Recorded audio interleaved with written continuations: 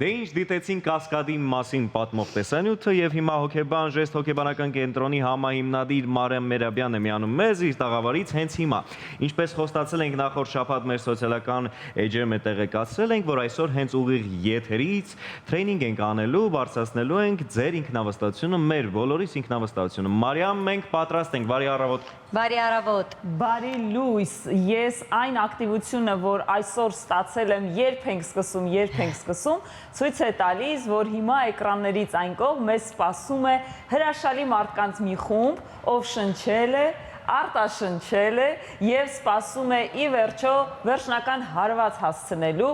իր անինքնավստահ շարժումներին եւ մտքերին։ Ինչպես ասում են, պատրաստ եք։ Պատրաստ ենք։ Այո, իմ գործընկերները միշտ ինձ թեւութիկունք են այս դժվար գործի ժամանակ։ Ուրեմն այսպես, առաջինը բերում ենք թուղթու գրիչը, եթե մոռացել եք եւ չեք հասցրել,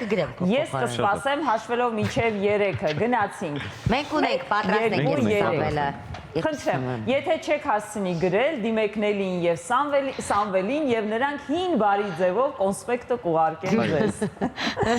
Ուրեմն ամենաառաջինը գրանցում ենք ինքնավստահության մարզման մեջ առաջին միտքը, որ ինքնավստահությունը դա պարզապես վախի բացակայությունը չէ։ Այն է, որ շատ մարդիկ մեզ հետ կիսվում են ասելով, որ եթե ես ինքնավստահ լինեի, չէի վախենա, եթե ես ինքնավստահ լինեի, այս կամ այն բանը կանեի, եթե տարիներ առաջ ես ինքնավստահ լինեի, հիմա կունենայի այս կամ այն ինչ որ նյութական իրեր, ոչ, ինքնավստահությունը իրական դրա մասին չէ, դա ինքնավստահության միֆն է։ Ինքնավստահության ժամանակ դուք կարող եք ունենալ նույնիսկ բնական եւ մարդուն բնորոշ վախեր, բայց եթե մենք ասում ենք ինքնավստահության մարզում, ուրեմն եկել ենք մշակելու ինքնավստահության համար անհրաժեշտ հմտություններ, ոչ թե գործողություններ, այլ հմտություններ, կարողություններ, որոնց շնորհիվ այսօր անելու են գործողություններ։ Բայց առաջին հերթին եկեք գնահատենք, դուք արդյոք դրա պակասը ունեք, թե ոչ։ Առաջին հերթին հենց այս պահին ձեզ համար գրանցեք այդ մտքերը, որոնք վերջին 3-ից 6 ամիսների ընթացքում ուզել եք, բայց չեք արտահայտել։ Վերջին տարիներին անընդհատ ուզել եք ասել կամ բարձրաձայնել ձեր սեփական միտքը եւ ցանկությունը սեփական ծնողներին, հարազատներին, ընկերներին, գործընկերներին, բայց չեք ասել։ Եթե այդ մտքերի թիվը հասնում է մինչև 5-ը, ուրեմն ավելի ուշադիր։ Այսօր պետք է ազատվեք ինքնավստահությանը խանգարող այդ մեկ կարևոր կետից, որովհետև ինքնավստահությունը սկսվում է ինքնարտահայտումից, իսկ ինքնարտահայտման համար չեմ կարող թույլ տալ, որ խոսեք շատ ցածր ձայնով, որ խոսեք դողացող ձայնով, կմկմակ կամ անընդհատ ներսում ծանր ու թեթև անեք, բայց այդպես էլ այդ միտքը չասեք։ Եկեք հիշենք մեկ կարևոր օրենքը, եթե ես ուզում եմ լինել ինքնաբավ, ինքնագոհ, ապա դա սկսվում է նրանից, որ իմ ցանկությունները պետք է լինեն գոնե թե բարձրաձայնված, իսկ եթե դրանք ընդունվեն, չեն ընդունվի, հարցի երկրորդ կողմն է։ Եթե այս մտքերը հասցրեցի գրել մինչև ես մեկնաբանում էի, գնանք հաջորդ հարցին։ Խնդրում եմ այս պահին ֆիքսեք ձեր կեցվածքը հայելու առջև կամ գոնե թե ձեր ստվերը գտեք սենյակում եւ տեսեք, այնտեղ դուք կորացած եք, այնտեղ դուք ընկճված եք, այնտեղ ձեր գլուխը անընդհատ կախ է։ Եթե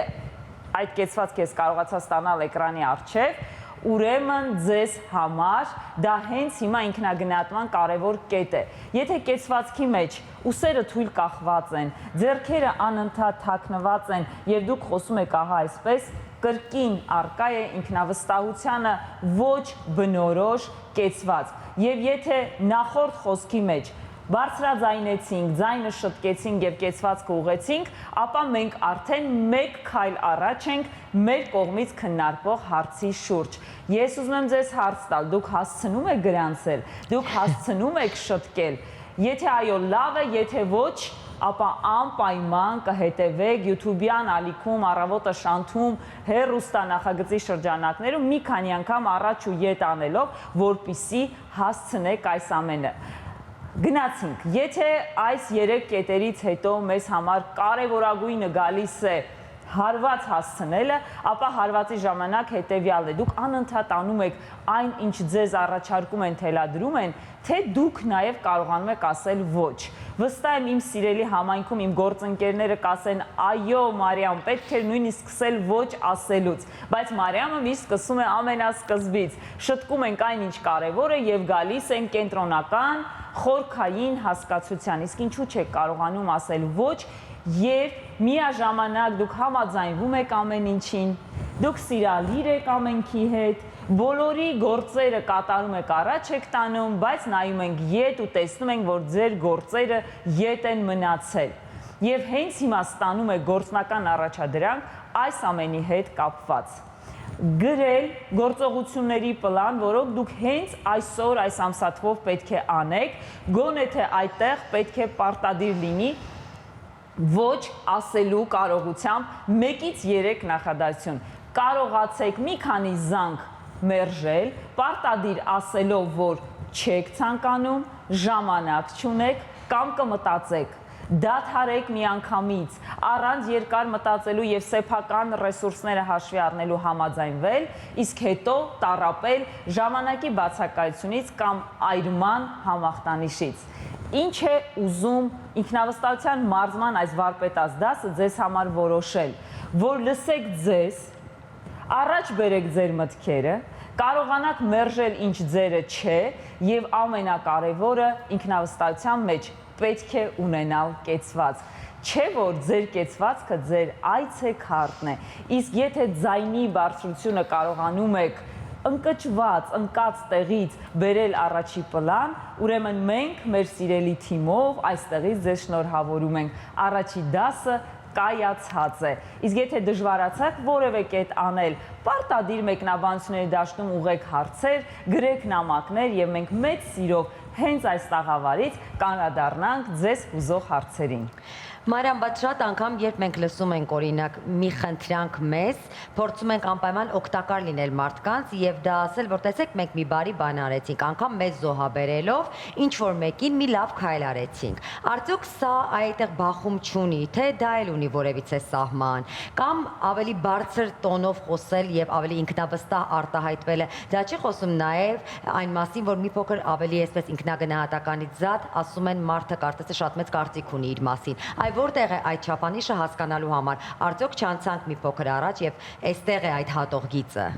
Իմ սիրելի գործընկերը Նելին, ինչպես միշտ նրբանկատորեն դրեց սահմանները։ Սիրելիներս, Նելին բարձր տոնի հետ կապված հարցի մեջ ուզում է ընդգծել, որ ինքնավստահ խոսքը դա բարձր տոնը ագրեսիայից շփոթել պետք չէ։ Չպետք է մեր օգնող տեսակը շփոթել զոհականացված տեսակի հետ, որը իմ գործընկերոջ խոսքի մեջ կա։ Սիրելի Նելի, ուզում եմ միանշանակ պատասխանել, որ մեր վարպետաց դասը ինքնավստահ խոսքի,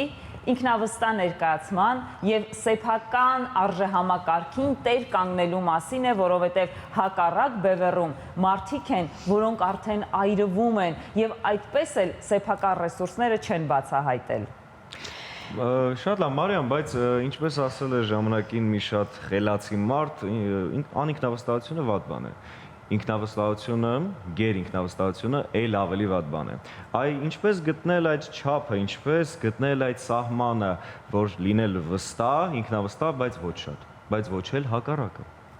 Էլ ավելի կարևոր հարց, որովհետև խելացի մարդիկ հաճախ խելացի երևալուց ասում են հետաքրքիր մտքեր, որ ինքնավստահությունը կամ ավել ինքնավստահությունը վատ է։ Եկեք նշված խելացի մարդուն հակասեմ եւ ասեմ, որ խելացի մարդը բարձր ինտելեկտի գործակցով, հուզական ինտելեկտին տեր կանգնած, միշտ ներկայանում է ինքնավստահ, որտեղ մենք տեսնում ենք այն մարդուն, ով տեր է իր խոսքին եւ իր արժեհամակարգին։ Այո, չի կարելի լինել փուչիկ, երևալ մեծ ինքնավստահ, բայց հակառակը գործը չխոսի նրա խոսքի փոխարեն։ Խոսքը գործ է հենց ինքնավստահ մարդու մոտ, ով կարողանում է իր ռեսուրսներով աջակից լինել, բայց ամենակարևորը առաջինը աջակցում է իր հոգեկան կառուցվածքին։ Մարիամ, արդյոք նաև մարդու ես ուզում եմ այս բանն անել, այո, ինձ սա պետք է, սա եւս գնում է դեպի այն քայլին, որպեսզի մարդու ինքնավստահությունը, իր ներքին ցանկություններն ավելի ամրապնդվեն հասկանալու համար, որ ինքը իր ցանկությունները եւ քո եսն առաջնահերթ է։ Իրականում աշխարհում ամենամեծ դժբախտությունները, ողբերգությունները լինում են թերարժեքության բարդույթից։ Այն է անինքնավստահ մարդու սխալ որոշումներից, երբ նա մտածում է իբրև մեծ, իբրև ծնող, իբրև երեխա, աշակերտ, ուսանող, հասարակության մարդ, որ պետք է անել ամենը, որպիսի գոհացնել, պետք է անել ամենը, որպիսի հագուրդ տալ սեփական ցանկություններին։ Այստեղ շատ մեծ շփոթմունք կա, որպիսի մենք ինքնավստահությունը եւ թերարժեքության զգացողությունը կարողանանք զատենք։ Հարցի պատասխանը մեկն է. ճանաչելով սեփական ցանկությունները, գծելով սեփական գործողությունների պլանը, արտահայտելով բոլոր մտքերը, որոնք որ մենք ցանկանում ենք, միշտ տեղ կա դրանք խմբագրելու, զտելու, հանրօգուտ աշխատանքը զոհականացումից տարբերելու համար։ Այնպես որ պարտադիր սիրելիների եւ Սամվել հենց ձեր թուղթ ու գրիչի օրինակով պարտադիր ֆիքսենք այն կարևոր ցանկությունները, որոնք չեք բարձրաձայնել։ Այնինչ արել եմ դրա համար չեմ փոշմանելու, ասում էր Սևակը, ոչ պակաս խելացի մարդ մեր հասարակության մեջ եւ մոտիվացնող եւ առաջնորդող եւ արժեհամակարգ ձևավորող։ Շնորհակալություն Մարիամ, շնորհակալություն, որ ամեն առավոտ մեզ հյուր եք գալիս եւ այո, իսկապես մեր հոգեկան խաղաղությունն ապահովում, մեր հոգեկան աճը ապահովում։ Շնորհակալություն, հուսանք, որ հաջորդ անգամ ել ավելի հետաքրքիր թեմաներով եք մեզ հյուր գալիս։ Իսկ եթե չեք հասցրել, ինչպես նշեց Մարիամը, անպայման հնարավորություն ունեք ել ավելի YouTube-ով մանրամասն ուսումնասիրելու այս տրեյնինգը, փորձելու այն ձեր կյանքում, իհարկե, միգուցե այն չստացվի մեկ օրում, բայց ամեն օր փորձեք ինքներդ ձեր մեջ կառավարել, ղեկավարել եւ բարձրացնել այս հատկությունները եւ վստահությունը արդեն կներխուժի ձեր կյանք։ Շնորհակալություն Մարիամ։ Շնորհակալություն Մարիամ։ Իսկ հիմա Իսկ հիմա անդրադառնում ենք մեր ազգային ավանդական նվագարաններին եւ այս անգամ անդրադառնալու ենք նվագարաններից ըստ իս ամենագեղեցիկներից մեկին։ Այո, կանոնին։ Գնացինք։